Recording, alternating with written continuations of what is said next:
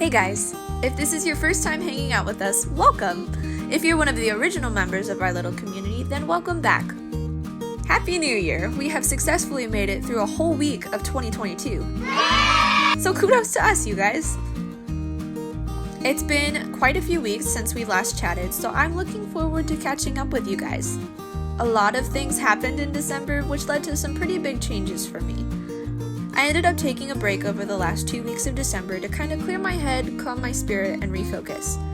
I'm so happy to say that I'm coming into the new year with a fresh attitude and lots of exciting ideas, and I'm so happy that you guys get to be a part of that. So with that said, let's talk a little bit about the painting.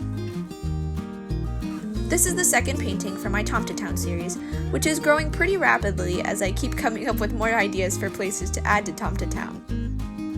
The piece started with some little character sketches, but that ended up being kind of horrifying. I originally wanted to have the Tomte with marshmallows shoved into her mouth, looking like huge teeth with kinda sugar-crazed expression on her face. It was a fun idea, but after a few tries of it just not really working out, I decided to pursue a different idea. The sketch that ended up being used for the final image was inspired by a photo of me as a little kid. Aww. While I look more like I'm high on drugs than on sugar in this photo, I thought the idea of the character with a cocoa mustache would be super cute, and oh my goodness, I completely forgot to add the cocoa stash. I cannot even begin to tell you how irritated I am about this, but you know what, it is too late now.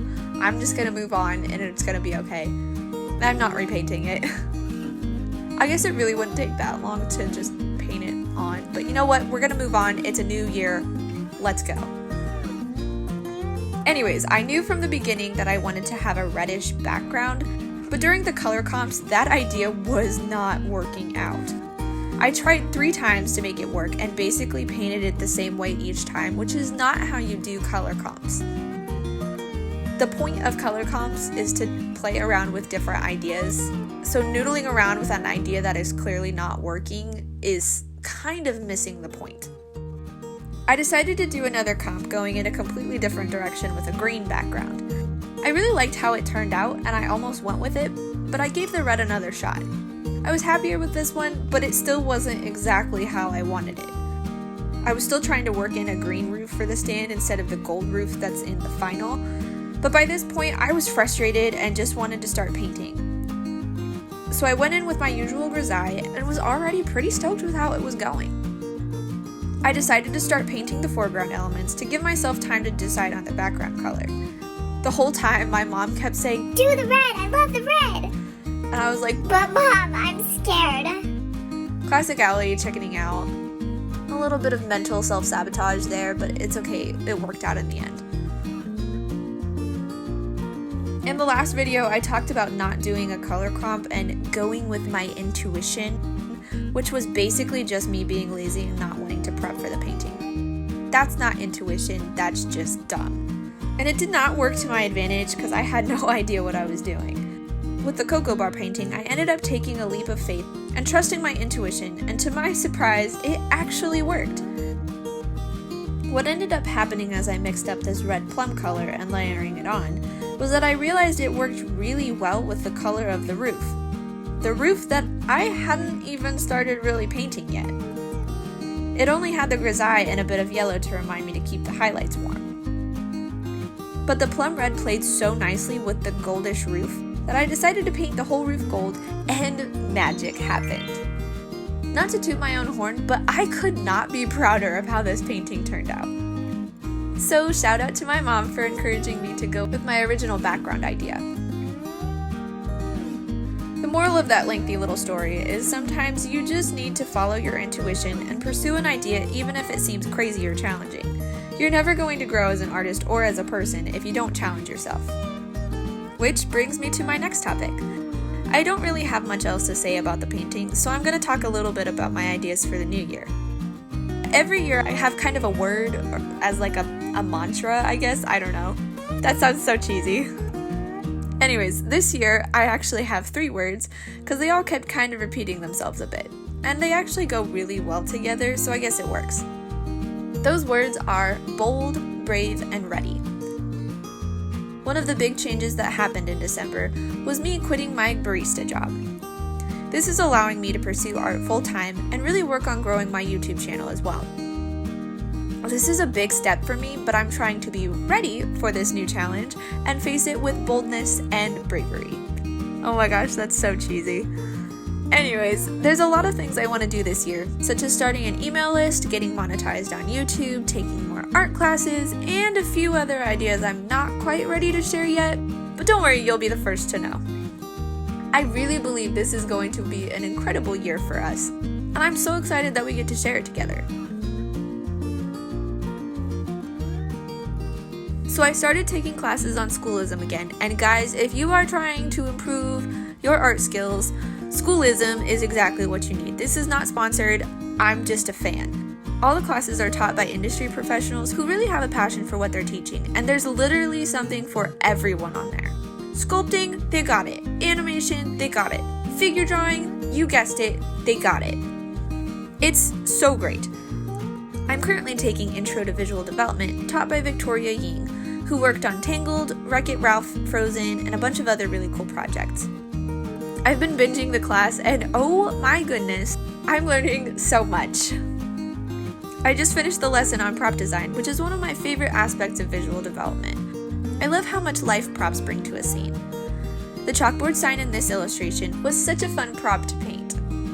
I think it really helps to define the toppings on the counter and adds a little bit of a nostalgic touch to the piece.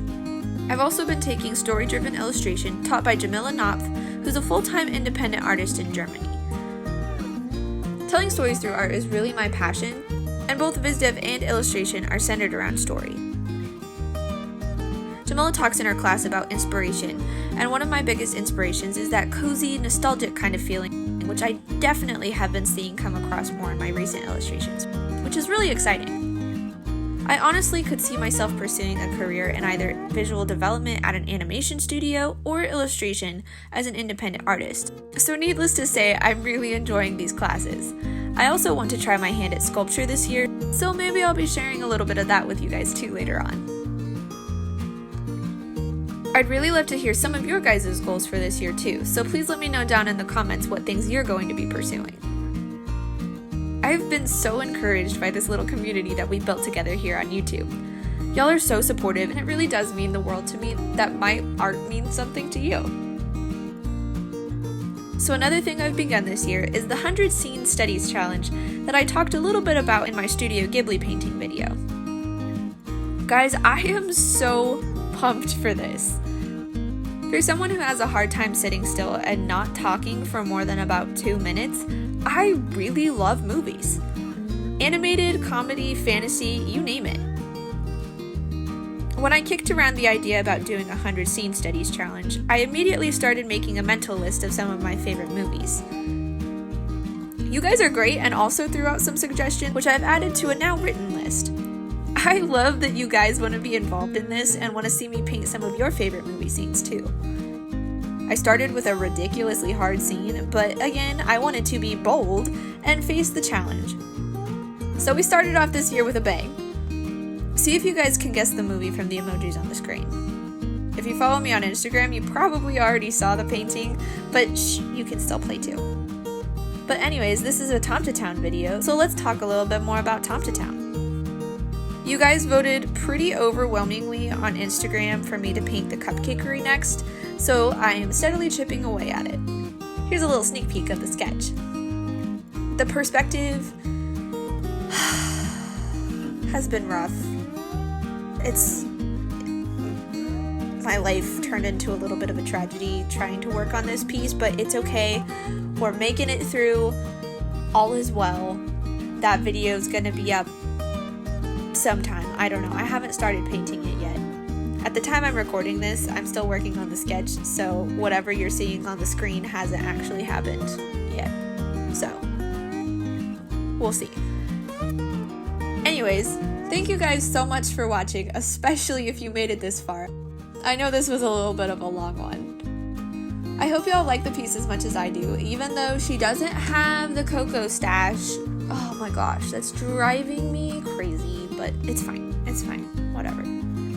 Anyways, if you made it this far, let me know what your favorite cocoa topping is. Mine is definitely big ol' marshmallows and colorful sprinkles. Bye guys!